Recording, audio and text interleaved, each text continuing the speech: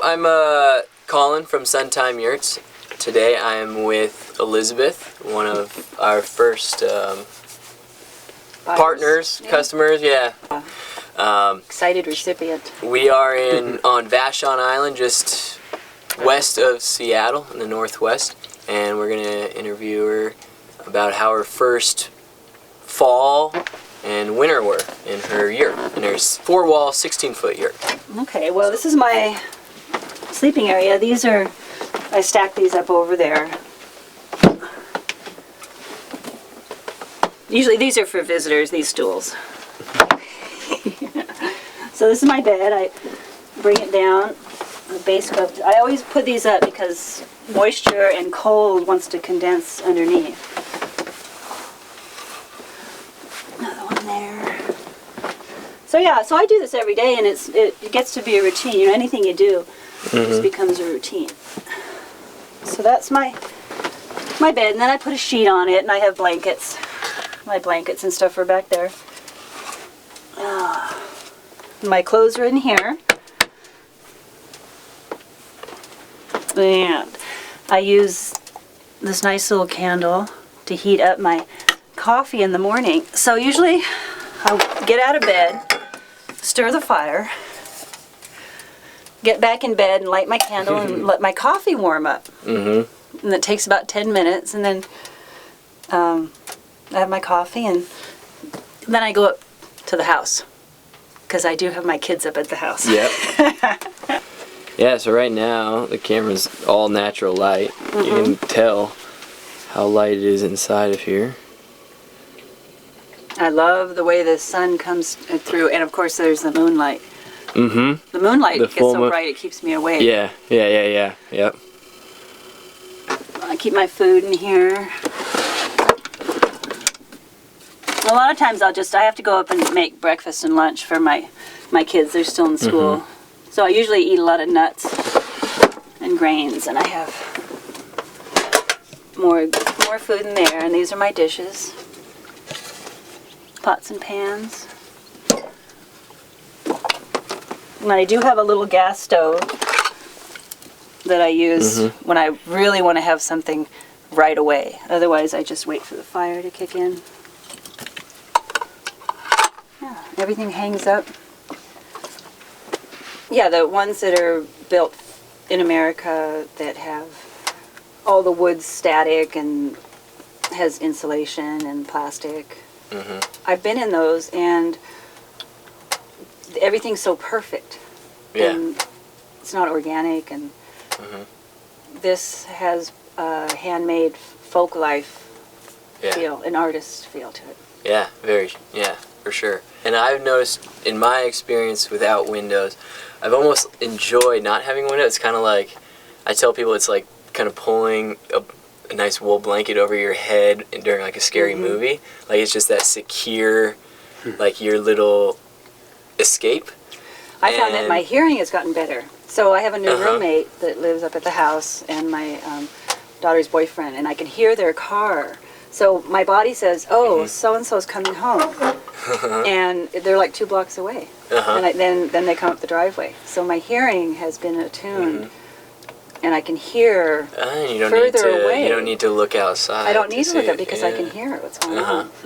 That was probably the hardest part, was building the deck. Yeah. Even over setting it up? Did you guys was it all right sitting up? Or? Well, I got impatient, and I set it up on the grass. And there was maybe a 5-degree slope. And so I futzed around with it, and it never, because it wasn't completely flat, it didn't really, the poles kept coming out and hitting me in the head. And I kept doing it, so I decided I'm just going to wait until I get it on the deck. And after it was on the deck, it was a lot easier. And Elizabeth put the Lay down, honey, lay down. Almost like a piece of fascia around the entire... Yeah, there's a piece of cedar stripping that I got. It's just mill ends, really thin. Yeah. And that keeps out the draft. Yeah. Flat surface. Yeah, flat surface. Have you ever climbed on it? Yeah, I've gotten up and put my weight on it. Not my whole body, but leaning my body on it to adjust the top. Roger climbed on it. Yeah, the guy Roger. with the stove in. Mhm. I've got pictures of him climbing Yeah. up to put that stovepipe in. A women's group, we come in here and they love coming. They all have kids, so we don't have to make room for the children. And they come in here and they just don't want to leave, and they lose a sense of time. You come in and it's like being in a womb.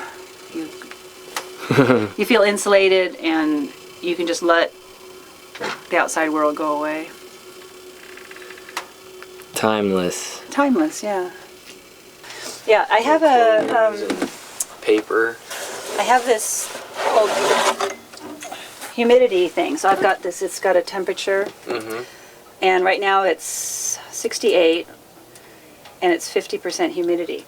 And what I find is that the hotter it gets, it's about 40 degrees in the morning, 38. If it's freezing outside, it's about 38 in here after the fire's gone down. And the humidity's at about 40. So the temperature is 40, the humidity is 40. When I crank the fire up, the temperature goes up to 70 and the humidity goes to 60, but then it drops down. Okay. So there's this real movement. Yeah. So it gets hotter, drying everything out, and it pulls the moisture all into the air, but then the moisture leaves. Breathes, and that's why it's so important for it to breathe. It pushes it out. I light the fire, and probably within half an hour, I can feel the heat coming up, and then all of a sudden I just relax because I know it's going to get hotter. Yeah. So from, say, 40 degrees to 60 degrees, it takes about an hour. Actually, as part of the romance, and the nice part about it is this is my home now, and I feel that it's small enough to maintain. There's a better connection. There's a rhythm. It's kind of like going camping. I always loved camping because you had to make do with what you have. Yeah. So that whole idea of having it small enough to manage, but really interesting enough to get all your stuff done. There's everything you need to get done. The yurt here in Vashon Island in the Northwest, are you happy with the way it's performed in this climate? I do. I don't want to leave it alone in the rain for 4 or 5 days. You haven't tried? I haven't tried. But yeah. Because we left ours alone for a week. No issues. But probably if I did, I would give my furniture room. I'd probably pull the furniture away and just let it circulate. Yeah.